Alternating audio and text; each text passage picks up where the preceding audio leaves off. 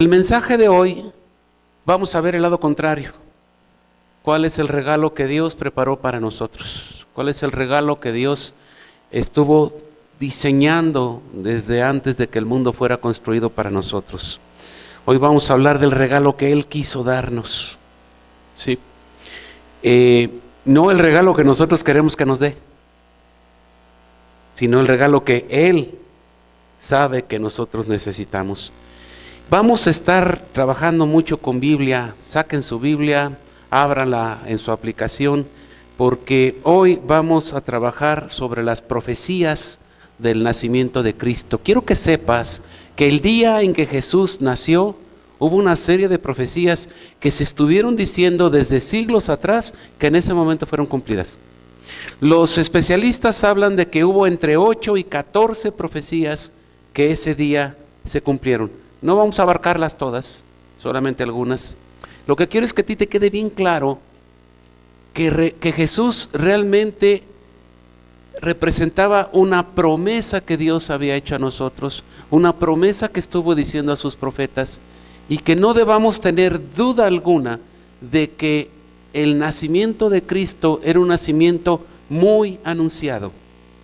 Y no solo eso, sino vamos a reflexionar sobre la importancia de ese nacimiento en cada uno de nosotros. Entender por qué razón dejamos de trabajar en estas fechas. Entender por qué nos reunimos en casa, ponemos un arbolito de Navidad, ponemos un nacimiento, hacemos un montón de cosas y regalos. Vamos a quitarle el aspecto comercial a la fiesta y vamos a ponerle el aspecto espiritual a la misma. ¿Sí? Empecemos primero con una de las promesas. Pura Biblia vamos a ver hoy. ¿Sí? Por favor, quien tenga a la mano Isaías capítulo 9, versículo 6, se levanta y lo lee con voz fuerte, clara, portentosa. Isaías capítulo 9, versículo 6. ¿Sale? ¿Quién lo tiene? Mario, arriba. Porque nos ha nacido un niño, y nos ha concedido un hijo, la soberanía reposará sobre sus hombros, y se le darán estos nombres: Consejero admirable, Dios fuerte, Padre eterno, Príncipe. Gracias, muchas gracias. Mira qué bueno que llegó Emilio, porque también voy a requerir que su voz llene el escenario. Sí, pero fíjense, Isaías diciendo en tiempo, ay Dios, no es tiempo pasado, creo que es copretérito, no me hagan mucho caso, me está fallando el español, pero lo que Isaías está diciendo es algo que ya ocurrió. Qué interesante, Isaías vivió alrededor de 600 años antes de que Cristo naciera, entre 500 y 600 años antes. Isaías está diciendo, nos ha nacido. O sea, él ve las cosas que no son como si ya fuesen, ¿sí? Y luego dice los nombres, los atributos: admirable, consejero, Dios fuerte, ¿sí? Dios fuerte, o sea, está diciendo que ese niño que va a nacer es Dios. No está diciendo que es un enviado, Mesías, o alguien que no, dice, Él se va a llamar como Dios fuerte. Los judíos tenían ¿cómo les diré? Mucho valor con estas palabras. Nadie podía abrogarse el título de Dios, y Isaías se lo está dando a este niño que va a nacer. O sea, lo que Isaías está diciendo es que este niño va a ser Dios mismo. Eso debe haber sorprendido a los judíos en su tiempo. ¿Sí? Padre eterno. Digo, si no le dijo Dios, se dice Padre eterno. Solo hay un Padre eterno. Ese es Dios. Entonces, que Él diga, les ha nacido un niño y este niño es Padre eterno, es uno de sus nombres, lo que está diciendo es que es Dios quien está naciendo. O sea, quiero dejar en claro todo esto porque de repente hoy en día hay un montón de doctrinas que están diciendo que Jesucristo sí es el enviado, sí es el Mesías, pero no es Dios. Rebajan a Jesucristo del carácter que tiene Negar a Jesucristo como Dios es negar a Dios mismo. ¿Sí? Bien. Siguiente profecía. Es el mismo Isaías. Isaías capítulo 7, versículos 14. ¿Sí? ¿Quién lo tiene, por favor? Isaías capítulo 7, versículo 14. Por favor, Janet.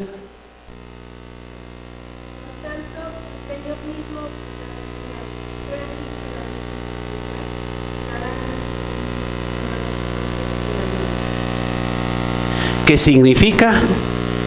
Dios con nosotros. Emanuel significa Dios con nosotros. ¿Hay alguien aquí que se llame Emanuel? ¿Tenemos alguien aquí que se llame Manuel? Manuel es el diminutivo. ¿Sí? Es que interesante cuando le pones a un hijo Manuel, Dios contigo. O sea, qué nombre tan precioso, ¿no? Decirle a alguien, Dios con nosotros.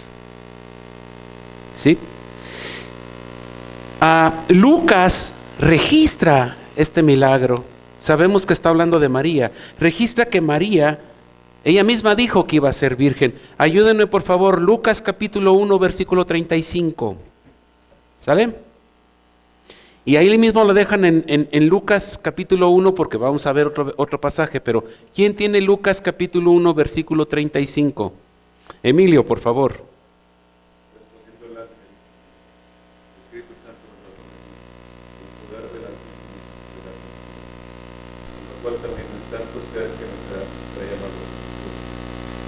Sí.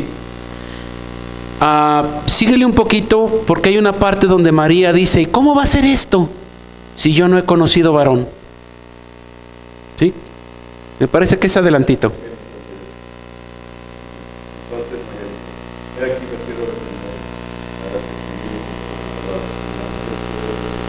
No, vete un poquito más atrás, por favor. Hay una parte donde María dice claramente, yo no he conocido varón. Adelante, Paquito. María le preguntó al ángel, ¿cómo pasará esto si no me he casado? La traducción que tienes es más moderna, dice, aún no me he casado. No conozco varón, ¿de acuerdo? Acuérdense que en la Biblia el verbo conocer habla de una relación íntima. ¿Sí? Cuando tú conoces a Dios, tienes una relación íntima con Él. María está diciendo, no conozco varón, o sea, no he tenido ninguna relación íntima con ningún hombre. Entonces, ahí estamos viendo la profecía de Isaías. Isaías dice, una virgen concebirá. ¿Cómo va a concebir una virgen? Una disculpa. ¿Cómo va a concebir una virgen si no es por el poder del Espíritu Santo? Entonces María dice, ¿cómo es posible que yo esté embarazada si no he tenido relación con varón? Es por el poder del Espíritu Santo. ¿Sí? Entonces, lo que Isaías dijo, 500 años antes, o 600 aproximadamente, llega un ángel y le dice a María, he aquí, el Señor te ha favorecido. ¿Sí? ¿Qué pasó? Uy, gracias.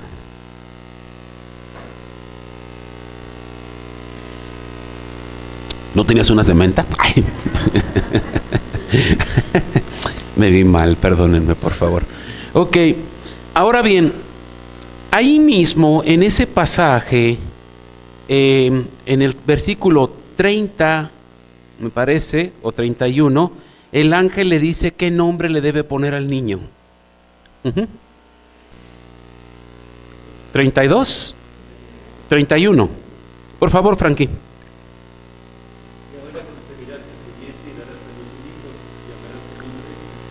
Ok, aquí hay un motivo que ha sido de discusión para algunas personas. Quien no conoce lo agarran en curva. Dicen, no, es que ese no puede ser el Mesías. ¿Por qué? Porque el profeta Isaías dijo que lo iban a llamar Emanuel. Y el ángel llega y le dice a María que se va a llamar Jesús. ¿Ya ves? Entonces, no es. Es otra cosa, es otra persona. ¿Sí? Pues fíjate que no. Te voy a aclarar por qué no. ¿Sí? El ángel le dice que se llame Jesús. ¿Hay contradicción? Aparentemente en el nombre sí, pero entendamos bien los significados. La palabra Emmanuel, ¿qué significa? Dijimos, Dios con nosotros. Ahora, la palabra Jesús, ¿qué significa? Dios salva. Se pronuncia Yeshua y significa Dios salva. De hecho, es bien interesante el nombre porque Jesús en sí mismo significa una oración, una invocación de gracias. O sea, el puro nombre Jesús significa Dios salva, y con eso estás haciendo un reconocimiento, y con eso estás haciendo una oración de agradecimiento. Ahora, si juntamos el nombre Emmanuel con el nombre Jesús, el significado sería más o menos este: Dios está con nosotros y Dios nos salva. ¡Wow! ¿Cómo puede salvar si no está con nosotros? ¿O cómo puede venir a nosotros y no tener la función de salvar? Tanto Emmanuel como Jesús implican la presencia, la cercanía del Dios Todopoderoso con la intención de redimirnos. El nombre de este niño era un nombre muy característico. Hoy en nuestra sociedad le ponemos Jesús a un montón de hijos. ¿Quién de aquí se llama Jesús? ¿Ninguno? Chuyito, como decimos. Es más, mujeres Jesúsas también hay, ¿verdad? Qué interesante, porque al decir el nombre estamos haciendo oración. Dios salva. Y es triste escuchar que hay quien se llama Jesús y no conoce al Señor, y en lugar de tener la redención en su vida, tiene la maldición del pecado en su vida. Yo tuve un tío que así se llamaba, el tío Chuy o Jesús. No era un alma de Dios. Era borracho, era mujeriego, era tramposo. Y tuvo una muerte triste. Pero qué triste, no solo eso, sino que además mi abuela le puso por nombre que Jesús salvaba, y mi tío no permitió que Dios lo salvara. Mucho cuidado con los nombres que ponemos. Pero entonces, ¿se llamó Emmanuel o se llamó Jesús? Se llamó Jesús. Pero hay que entender entonces que Emmanuel es la acción que realizó. Jesús bajó. Y Jesús es la función que iba a realizar: salvarnos. Tan cierto es lo que te digo que el propio apóstol Juan lo declara de esta manera. Juan capítulo 1, versículo 14, por favor.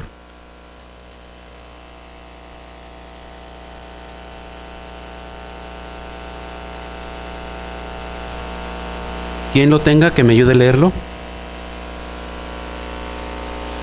Juan capítulo 1, versículo 14, Evangelio de Juan. Jimena, adelante.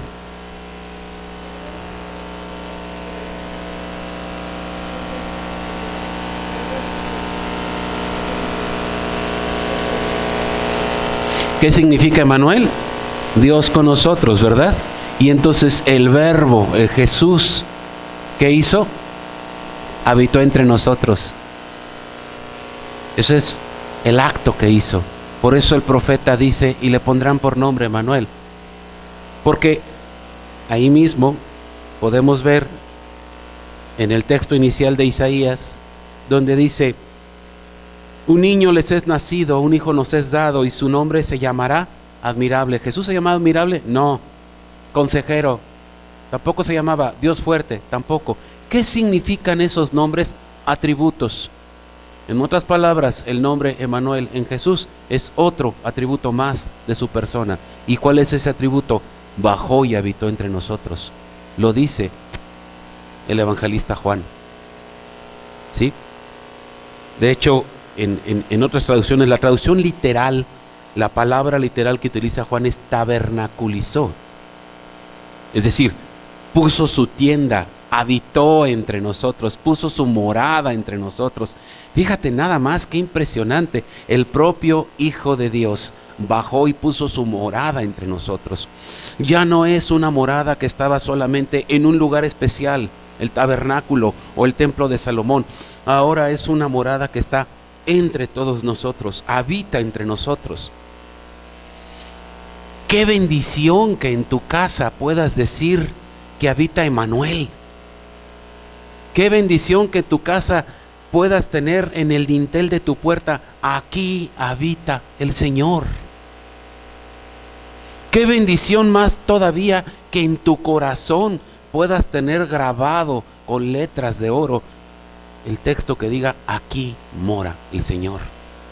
Porque tú y yo somos templo del Espíritu Santo. En nosotros descendió el Señor para hacer su morada. ¡Más fuerte! En nosotros, y no me quiero ver pentecostés, ustedes saben que no lo soy, pero en realidad esto es algo de lo que sí tienen que estar gozosos, y este es el gozo de la Navidad. En nosotros mora el Señor. Este es el gusto, este es el regocijo que tenemos, que debemos tener. Repito entonces, Emmanuel significa la acción que Él hizo, y Jesús la función que Él cumplió. Bajó entre nosotros para salvarnos, no solamente para vivir aquí, para salvarnos. Siguiente, ¿dónde iban a nacer? Y vamos a ver ahí otro mensaje genial. Miqueas, uno de los últimos profetas. Quienes no tengan mucho dominio en la Biblia, está ya entre los últimos, los profetas menores. Miqueas, por favor, capítulo 5, versículo 2.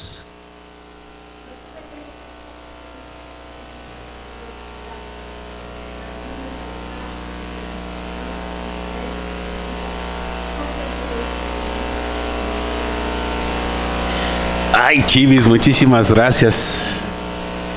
Qué voz tan clara. Pero tú, Belén, de ti saldrá. En otras palabras, Miqueas está diciendo que el Mesías debía nacer en Belén. ¿De acuerdo? Ahora bien, no sé si lo sepas, y si no te lo digo, ¿sabes qué significa Belén? Casa de pan. Belén significa casa de pan.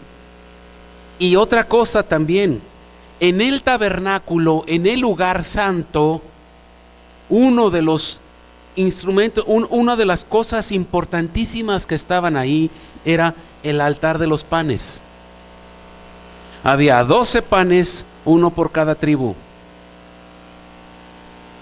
Qué interesante, porque el tabernáculo era una casa de alimento.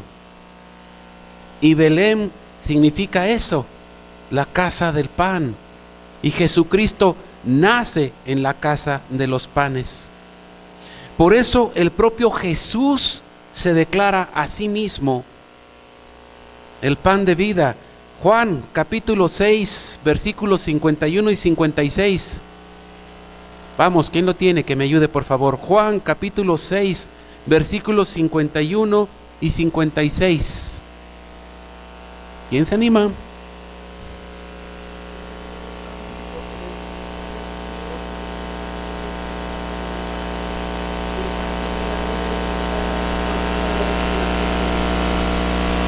Jesús está diciendo algo interesante. Yo que nací en Belén, la casa del pan, soy el pan que descendió del cielo. ¿Cuál es el pan que descendió del cielo cuando los judíos moraban por el desierto? El maná. Descendía el maná del cielo y con eso ellos se alimentaban. Jesús desciende del cielo. O sea, quiero que veas que desde el Antiguo Testamento el Señor estaba anunciando con múltiples actos lo que su Hijo iba a venir y a hacer. El maná del cielo era una imagen de Jesús.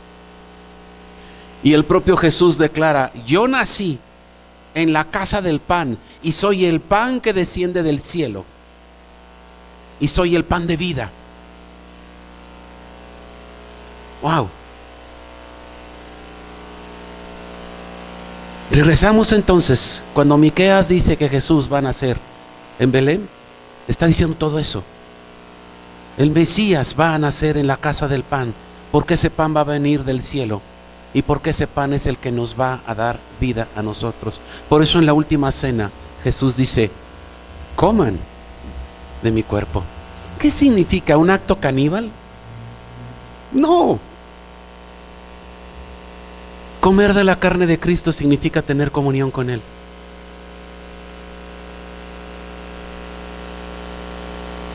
Pero para poder tener comunión con Él necesitas tener un corazón purificado. Al lugar santo en el tabernáculo solo podían entrar los que habían sido purificados. Y al Santísimo todavía más. Pero recuerden, en el tabernáculo está el atrio donde hacen los sacrificios, está el lavatorio, y luego de ahí, aquellos que se lavan, aquellos sacerdotes que se han lavado, no pueden entrar con sangre. Esos sacerdotes entran al lugar santo, y una de las cosas que hay en el lugar santo es el pan de vida. Jesús nos ha santificado, Jesús nos ha limpiado. De esa manera es como nosotros podemos comer el pan de vida. Por eso hacemos tanto énfasis. Cada que nosotros hacemos el ritual de la Santa Cena, si no tienes comunión con Dios, no la comas. No es que haya un impedimento, no te vamos a poner una multa. Simple y sencillamente no tiene sentido para ti. El pan de vida funciona con aquellos que han sido lavados, redimidos. Si no has tenido todavía esa comunión, es tiempo. La Navidad es un excelente momento para buscar tener comunión con el que es el pan de vida. ¿Sí? Perfecto. Seguimos. Otro profeta que habla de Jesús, Oseas. Es el profeta fresa. Oseas, ¿no? Oseas capítulo 11, versículo 1. ¿Sí? Por favor.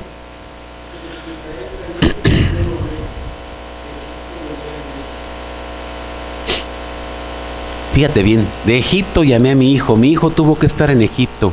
¿Qué ocurrió? ¿Por qué Jesús fue a dar a Egipto? Ok, Mateo capítulo 2, versículo 14 y 15.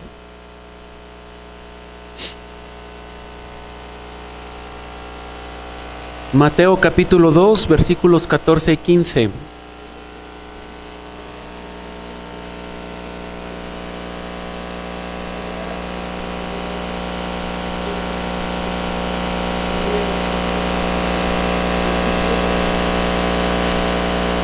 O sea, mucho tiempo antes el profeta Oseas vio que Jesús tuvo que salir huyendo a Egipto porque Herodes, en su locura, al no haber descubierto quién era el Mesías y en el celo de decir, ha nacido el rey que me va a quitar el trono, manda matar en Belén a todos los niños de 2 años para abajo.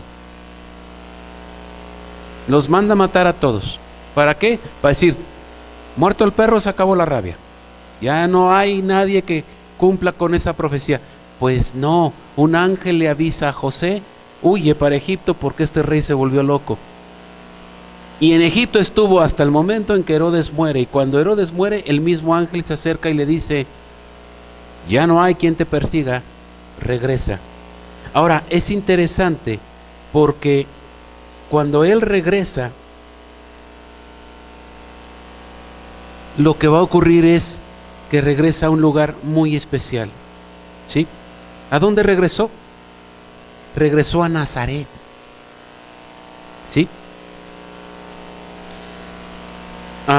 Antes de esto, estoy brincándome un espacio nada más. La matanza de los niños en Belén la había profetizado ya Jeremías. Jeremías capítulo 31, versículo 15.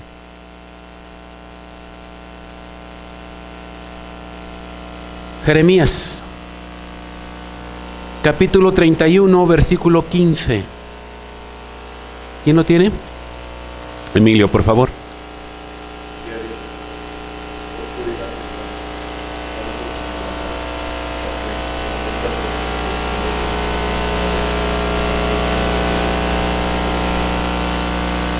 Interesante porque dice, Raquel ve a sus hijos morir y no puede ser consolada. ¿Sí? Y esta profecía la hace sobre Belén. Veamos ahora Mateo capítulo 2, versículo 16 y 18, quien lo tenga. Mateo capítulo 2, versículos 16 al 18.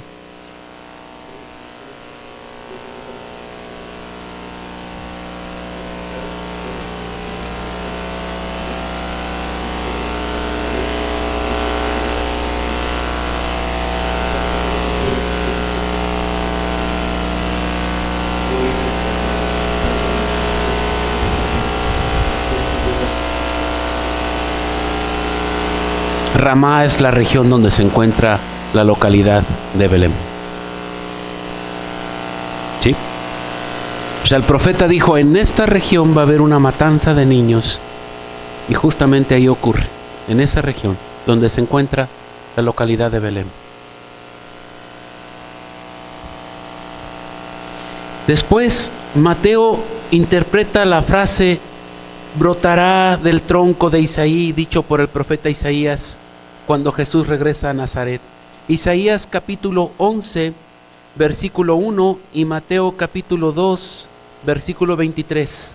De este lado, ayúdenme. Isaías capítulo 11, versículo 1. De este lado, Mateo capítulo 2, versículo 23. ¿Quién lo tiene acá? Isaías, por favor.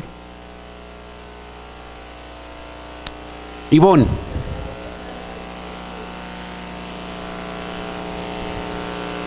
Fíjate lo que está diciendo.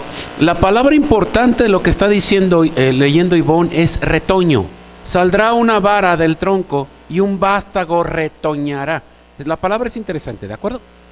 Ahora vámonos con Mateo. Capítulo 2, versículo 23.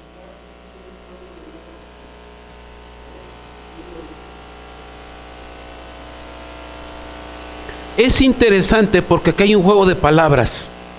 La palabra Nazaret significa retoño o lugar donde brota el retoño.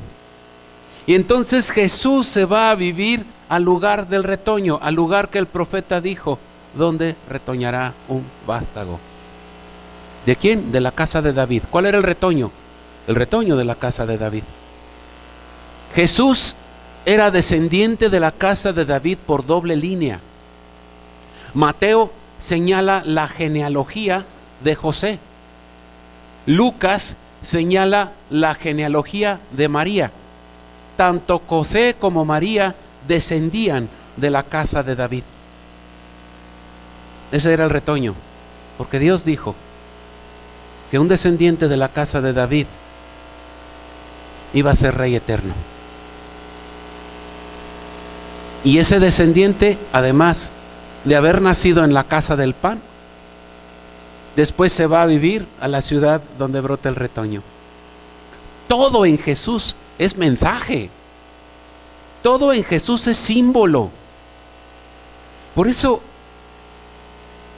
es triste observar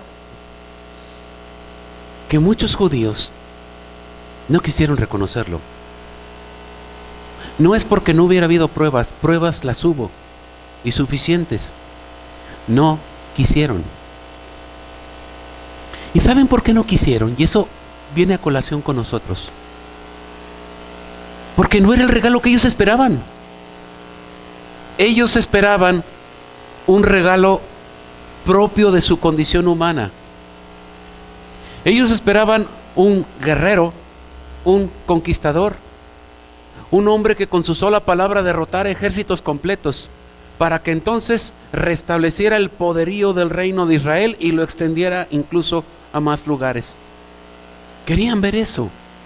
De hecho, cuando Jesús entra a Jerusalén, la gente se pone a alabarle y dice, Hosana al que viene en el nombre del Señor. Pero no están hablando de ese Jesús Redentor, están hablando del Mesías. O sea, lo que la gente quiso ver de Jesús cuando entró a Jerusalén es aquel hombre que llegara directamente al templo, lo restaurara. Disculpas. Restaurar el templo y después se fuera al palacio sacara al gobernador Pilatos, al rey Herodes II, el hijo de Herodes el Grande, y se estableciera como el gran rey. Eso querían ver.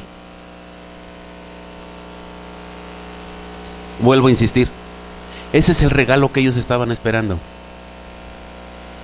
Pero el regalo que Dios les dio fue un regalo totalmente distinto. No entró a caballo a Jerusalén,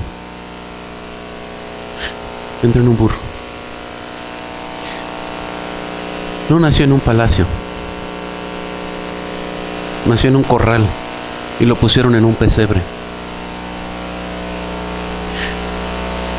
No venía de familia noble en términos de poder económico. Sí, José y María eran descendientes de David, pero como decimos aquí coloquialmente, eran los descendientes pobres.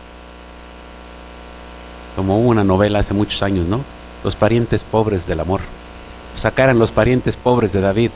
Eran pobres. Y Jesús nace en medio de eso. Nos da una gran lección Jesús.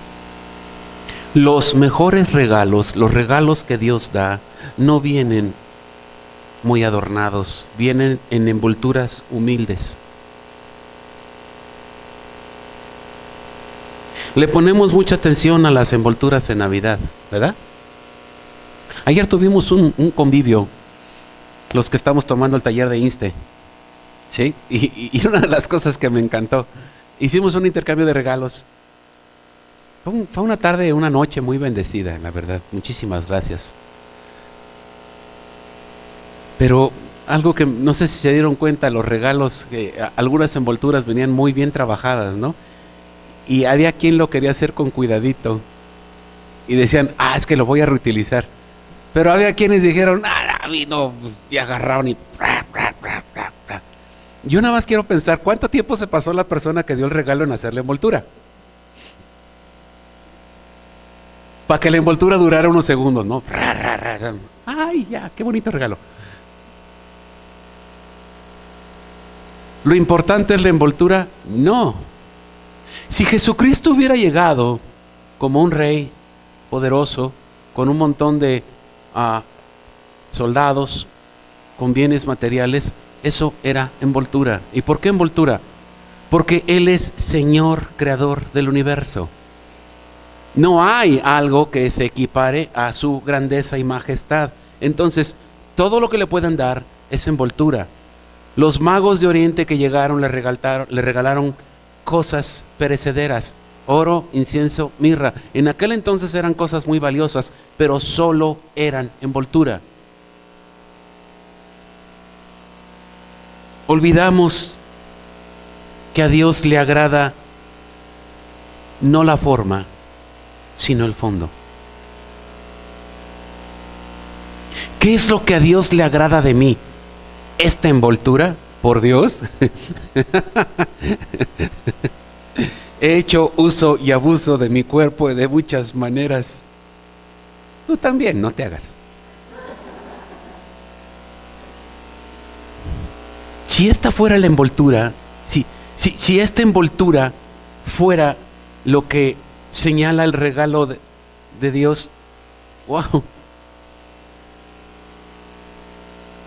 qué triste regalo. Por eso el profeta Jeremías dice, le veremos pero sin atractivo alguno, hablando de Jesucristo. El atractivo de Jesucristo no estaba en el físico, el atractivo de Jesucristo estaba en su propia esencia, su santidad. Por eso era tan carismático. Su puro espíritu atraía a otros más. ¿Por qué? Porque Él era la vida en persona. Porque está sentado a la diestra del Padre. Y junto con el Espíritu Santo es un solo Dios.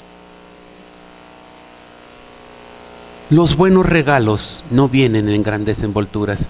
Y lo que Dios nos trae para estas fechas es la memoria de un gran regalo. Su propio Hijo. No es el regalo que nosotros queremos. Es un regalo distinto. Maffer, puedes poner música. El mensaje es muy corto, no hay más. El mensaje lo que te dice es: Jesús es el regalo que Dios había anunciado desde el principio de la creación de los tiempos. Es el regalo por el cual mandó a mensajeros a morir, a los profetas. Es un regalo que no tiene comparación con ningún otro. Es un regalo totalmente distinto.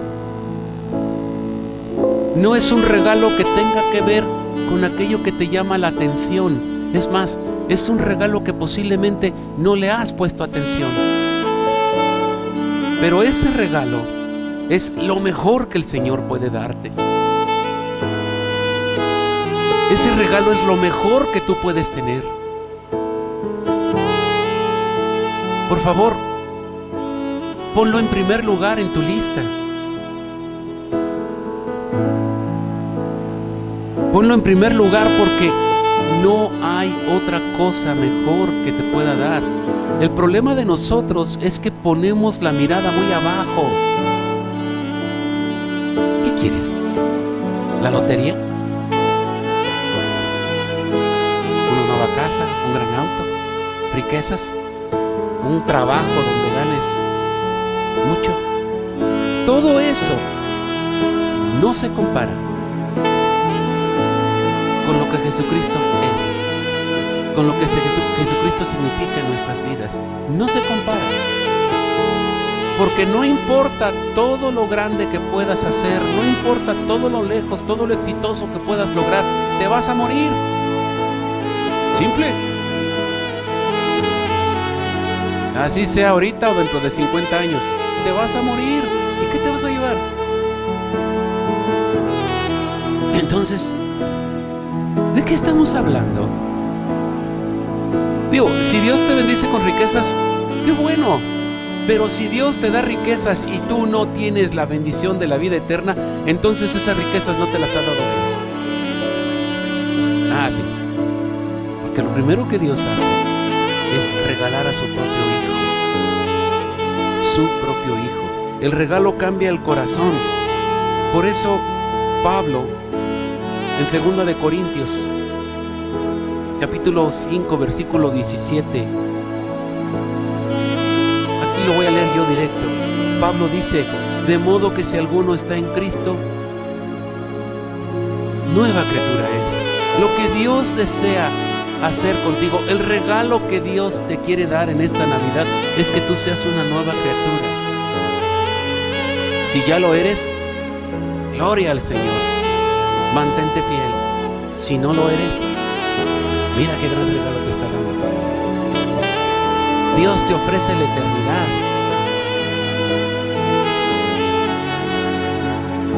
No te ofrece la contingencia, no te ofrece algo para ti ahorita. Hay mucha gente que dice: ¿y a mí qué me interesa la eternidad? Quiero cosas ahorita. Bueno, si eso estás buscando, posiblemente eso vas a encontrar. Pero lo vas a tener que dejar, porque tu cuerpo se va a ir de aquí como llegó, desnudo. Así, desnudo. ¿Queda claro entonces? El Señor anunció un regalo desde hacía mucho tiempo, como si fuera ese gran anuncio de tienda departamental. Desde siglos antes dijo: voy a mandarles lo mejor que tengo. Y va a ocurrir de esta manera.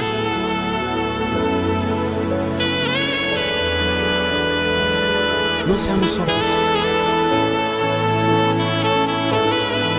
Ahora, ya tienes el regalo.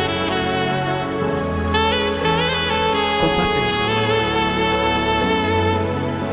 Jesús lo pidió. Mateo 28, 19. Y dijo el Señor: vayan y hagan discípulos y enséñenle a otros lo que de mí aprendieron. Vayan.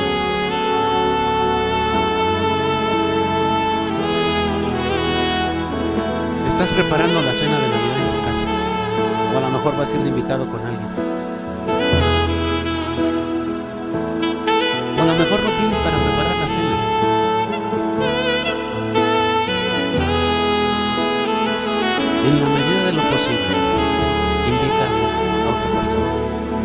Vamos a tener aquí la cena de Navidad el próximo sábado.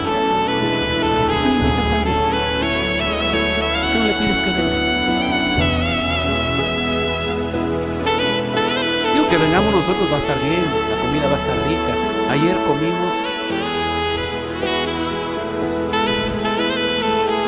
decía Edgar, acabamos como perros de rancho, ¿no? Después de una tragazón. Ya ni pueden caminar, nomás se van rodando. Gloria al Señor que hubo tanto alimento en la casa donde estuvimos. Igual el próximo sábado que hagamos aquí la fiesta, lo importante no va a ser la comida. Digo, sí nos gusta, por supuesto. Y mi esposa siempre se esmera y organiza y siempre le pone mucho empeño a esas cosas. Y eso es muy bueno. Pero ¿por qué no invitas a alguien que venga a escuchar el mensaje? Tal vez a ese amigo, tal vez a ese compañero del trabajo, tal vez a esa persona que has tenido un poquito de pena de hablarle, tal vez a ese hermano, a esa hermana, a ese pariente. Invítalos, tráelos. No pudieron venir aquí, que sea en tu casa. Ahora, no pudiste hacer la cena en tu casa, vas a llegar de invitado. ¿Con qué vas a llegar? ¿Qué va a ser lo más importante que lleves a la cena de Navidad? ¿La sidra? ¿La ensalada? ¿El pomo, como decimos aquí en México? El mensaje de salvación. El mejor regalo que Dios nos pudo dar ya fue dado. El mejor regalo que tú puedes dar ya fue dado. Lo único que tienes que hacer es compartir. Solo eso, comparte. Frankie decía hace rato en el devocional, no nos quedemos con palabras, busquemos hacer acciones. Ok, pongámoslo en acción, solo comparte. No tienes que hacer nada más. ¿De acuerdo? Da de gracia lo que de gracia has recibido. Recibiste la salvación de gracia lleva esa salvación con alguien más. Cerremos nuestros ojos. Padre Santo, gracias por el enorme regalo que tú has hecho. Gracias porque nos diste lo más preciado que tú tienes. Gracias porque ni las joyas, ni los bienes, ni las cuentas bancarias, ni el poder son importantes para ti. Lo que es importante para ti es tu propio Hijo, la santidad, la vida que brota de tu propio Hijo, la bendición que hay en tu Hijo, la unción del Espíritu Santo que tú das a quienes aceptan a tu Hijo. Señor, que este regalo de Navidad, que este regalo que tú diste a la humanidad el día que tu Hijo vino, este regalo tan anunciado por los profetas sea un regalo que podamos seguir compartiendo, que podamos seguir disfrutando. Transforma nuestros corazones, transforma nuestras mentes, haz de nosotros mensajeros de tu palabra, pero sobre todas las cosas, haz de nosotros testigos fieles de tu misericordia, Señor. Que este mensaje les anime a mis hermanos y hermanas